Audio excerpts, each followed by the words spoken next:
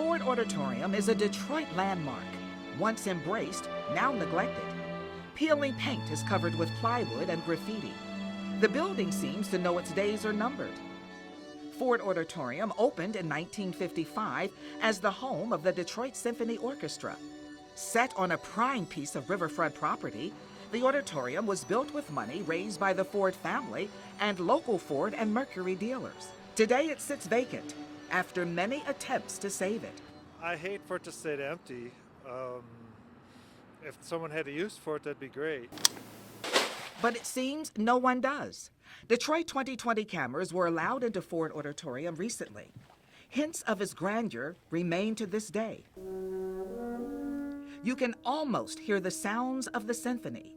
But years of abandonment and a brief stint as a warming shelter have left it cold, dark, and littered. It's a very different place than the auditorium Kay Gist remembers. Many years ago, I graduated Highland Park High in 1977, and Diana Ross had a concert at Ford Auditorium.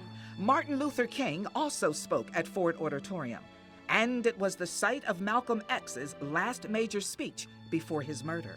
But the acoustics in the auditorium were never well designed for classical music performances. So in 1989, the symphony moved back to a remodeled orchestra hall, and the once grand auditorium began its slow decline. The floor of the stage is buckled in places. Pieces of the curtain lay shredded on the floor, but the rigging remains intact. The lights look like they could shine at any moment. And a specially built organ may still have some rich notes to share. Over the past 2 decades, there's been talk of using the building for an aquarium or a bank headquarters. For 1 year, it was used as a city warming center.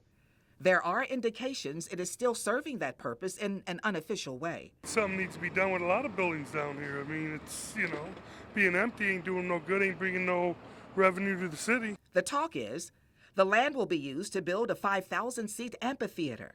But for now, the Ford Auditorium continues to sit and await its fate.